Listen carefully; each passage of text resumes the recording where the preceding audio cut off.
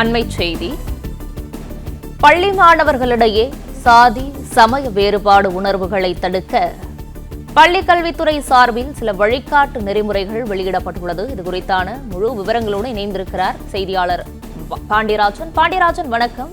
இது குறித்தான முழு விவரங்களையும் பதிவு செய்யலாம். பள்ளி மாணவர்களிடையே சாதி சமூக வேறுபாடு உணர்வுகளை தடுக்க பள்ளிக் கல்வித்துறை சார்பில் வழிகாட்டு நெறிமுறைகள் வெளியிடப்பட்டிருக்கிறது.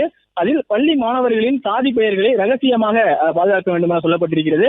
குறிப்பாக மாணவர்களுடைய ஜாதியினுடைய அடையாளங்கள் அவர்களுடைய என்ன வகுப்பினரை சேர்ந்தவர்கள் என்பதை மாணவர்களுக்கு தெரியும் வகையில் பயன்படுத்தக்கூடாது என்கின்ற ஒரு கட்டுப்பாடு விதிக்கப்பட்டிருக்கிறது.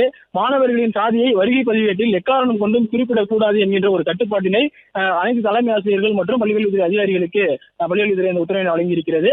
மேலும் உதவித்தொகை தொடர்பான தகவல்கள் பெறுவதற்காக சம்பந்தப்பட்ட மாணவர்களை தனியே அழைக்காமல் குழுவாக அழைத்து தகவலை தெரிவிக்கலாம் எனவும் சொல்லப்பட்டிருக்கிறது. குறிப்பாக ஒரே ஒரு மாணவரை மட்டும் அழைத்து அவனுடைய ஜாதி பெயரை குறிப்பிட்டு அதற்கான உதவித்தொகை வழங்குவது தொடர்பான அந்த விவரத்திற்கு கூட ஜாதி பெயரை பயன்படுத்தக்கூடாது மற்ற மாணவர்கள் முன்னிலை என்கின்ற ஒரு தகவல் வழங்கப்பட்டிருக்கிறது.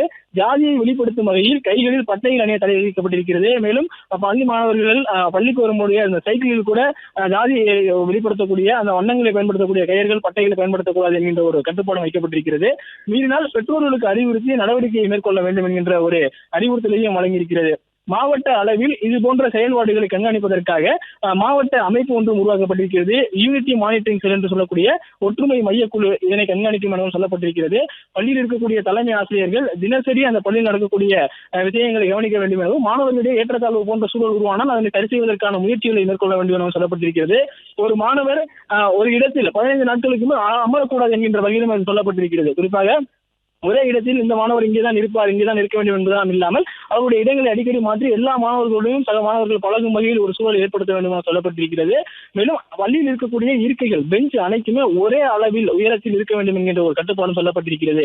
மாணவர்களிடையே சமூக சமய வேற்றுமை இல்லாமல் அவர்கள் ஒற்றுமையாக இருக்க வேண்டும் என்பதற்காக இந்த பல்வேறு கட்டுப்பாடுகளை தீவிரமாக கடைபிடிக்க வேண்டும் என அனைத்து பள்ளி தலைமை ஆசிரியர்கள் மற்றும் கல்வித்துறை அதிகாரிகளுக்கு பள்ளி கல்வித்துறை தற்போது இந்த வழிகாட்டு நெறிமுறைகளை வெளியிட்டிருக்கிறது.